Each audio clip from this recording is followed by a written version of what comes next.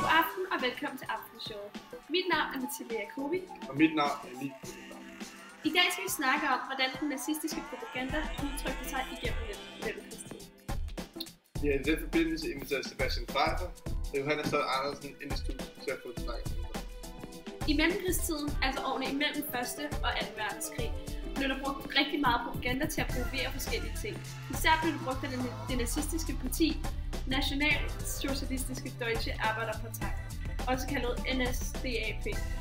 Partiet blev oprettet i 1920 og var ledet af Adolf Hitler fra 1920.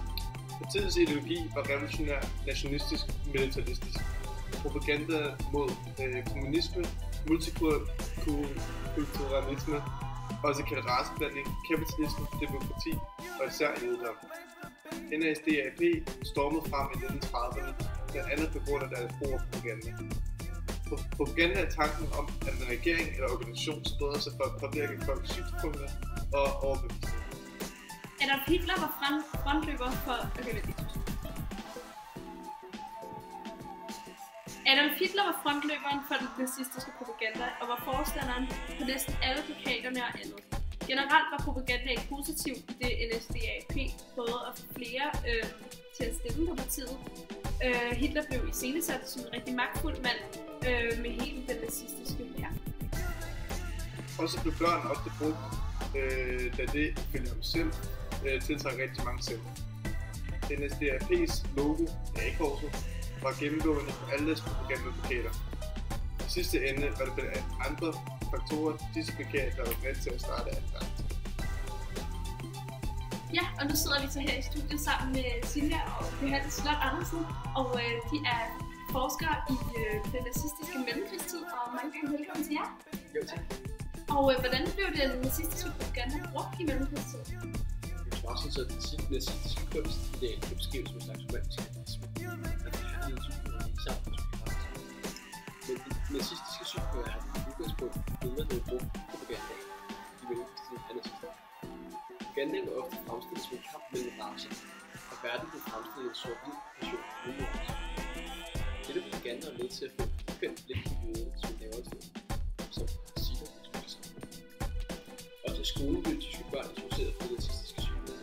Børnene hørte om nazisternes kamp og freden af frihed, at ubehaget med jøderne var retfærdigt, og jøderne ikke havde gjort noget for at fortjene. Det er det børn, at jøderne forsøgte at overtage verden, at det var et bloderisk part. I skolen blev eleverne bedt om at kommentere og lave til et negativt nazisme. Alt det var opdraget i det nazistiske land. Ja, den nazistiske propaganda var faktisk et stort fat i samfundet. Mange tyskere var overbevist om, at nazisterne havde ret, men en stor del af de tyske borgere var også i frygt, og det blev lidt frygt for, hvad der ville ske, hvis de gik imod nazisterne. Og efter Hitlers magtovertagelse i 1933 blev der indført en skarp censur i forhold til propagandaen. Så nazisterne sørgede for, at antinazister blev forhindret i at komme ud med deres tanker og holdninger. Og det har så også været det tyske folk til at se andre sider, ikke kunne se andre sider af nazismen. Så Josef Goebbels, som der var en af de højremænd, han spillede dertil en rigtig vigtig rolle. Efter hans udlevelse til minister for folkeoplysning og propaganda, som kaldte, stod bag diverse bogafbrændinger, hvor der brændt over 20.000 bøger med jødiske og antinazistiske forfattere. Derudover deltog han aktivt i at fjerne moderne overabstrakt kunst af nazismens. Og diverse kunstnere, hvor en del med jøder, blev fuldt i at udøve deres kunst, samtidig med at deres værker blev fjernet fra museer. Ja, det lyder virkelig spændende. Jeg bliver også klogere på det, og det var alt, vi havde for i aften. Tak for, at I så med. Hej hej! Vi skal have 2 mange tak, vi kan blive set. Tak for showet, rigtig yes. Nu sidder vi her med Sebastian Pfeiffer. Velkommen til dig. Tak. Du skal give os et eksempel på nazistisk propaganda. Du kan starte med at fortælle os, hvem du egentlig er. Jeg er historiker og billedanalytiker med vigende fokus på mellemkrigstiden. Ja. Vil du give os et eksempel? Jeg har taget den her plakat, som I kan se her. Den er udstedt i cirka årene 1933 til 1939 af det tyske forlag Franz Schneider Verlag.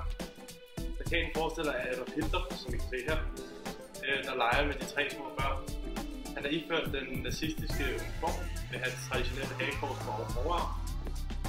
Og sammen med de 2 hagekorsflag, som I kan se nede i hjørnet her, står der 2 små drenge og en lille pige, som lige drikker med lidt op og leger. Og med de store bogstaver står der også, tysk selvfølgelig, hvad ved I om føreren? Den her plakat prøver virkelig at skabe tryghed mellem Hitler og befolkningen. Og Hitler står og leger med de her børn for at vise, at han er en rigtig god mand, og han ikke er farlig eller ondt. Han prøver at overbevise befolkningen om, at alt det han vedtager, alt det han indfører i lovgivningen, det er god vilje og god ret. Og han gør det hele muligt. Han prøver ligesom at gøre alt, hvad han kan for befolkningen. Et lille symbol er også, at den lille pige, som holder, som man ser her, er iført flot tøj. Og blå er fredens farve, eller hvad man siger. Så det er ligesom også et symbol for, at han prøver at skabe fred i befolkningen. De her plakater er der rigtig mange af her. Hele hans periode. Og de reflekterer alle sammen det samme. Tusind tak for det. Tak for det. Og det var altså programmet her i dag. Tusind tak for det. På gensyn. Rigtig god aften. Hej hej.